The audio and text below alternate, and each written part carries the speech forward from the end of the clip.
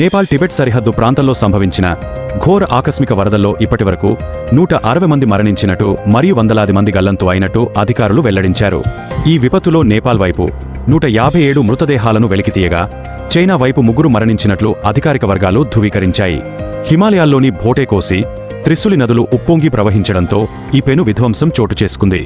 ఆచూకీ గల్లంతైన పర్యాటకుల సంఖ్య సుమారు 400 పైనే ఉందని, ఇందులో 341 మంది విదేశీయులని అధికారులు అంచనా వేస్తున్నారు. కాగా ఈ గల్లంతైన వారిలో 133 మంది భారతీయులు కూడా ఉన్నారు. భారత్ ఇప్పటికే 10 టన్నుల అత్యవసర సామగ్రి మెడిసిన్ను పంపించింది.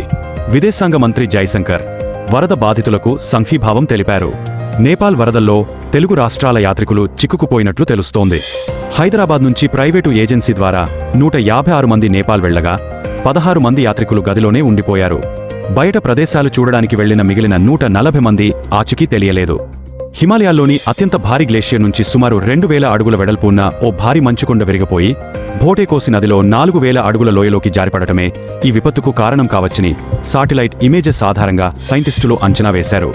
నేపాల్ టిబెట్ సరిహద్దుల్లోని త్రిస్సులి, కేరాంగ్ నదుల తీరాలను ఆక్రమించి గిరోంగ్ పోర్ట్ని నిర్మించడం, నదుల ప్రవాహాలను మళ్లించి నిర్మాణాలు చేపట్టడం వల్లనే వరదలు వచ్చాయని చైనా ముందుగా హెచ్చరించడంలో విఫలమైందని నేపాల్ జర్నలిస్ట్ పస్రుం కఫ్లే ఆగ్రహం వ్యక్తం చేశారు.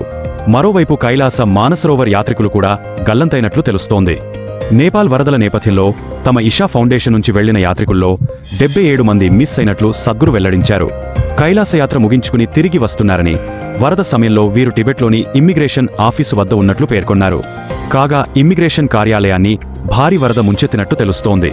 అటు వరదలతో యాత్రను నిలిపివేసిన టూరిస్ట్ ఆపరేటర్లు మరో 72 గంటల వరకు ఏం చెప్పలేమని తెలిపారు.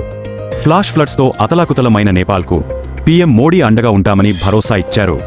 భారత్ మద్దతుగా నిలుస్తుందని, అన్ని విధాలుగా మానవతా సాయం అందిస్తామని నేపాల్ ప్రధాని బాలెన్ షాతో ఫోన్లో చెప్పారు. రెస్క్యూ విషయంలో భారత దళాలు కోఆర్డినేట్ చేస్తున్నాయని వెల్లడించారు.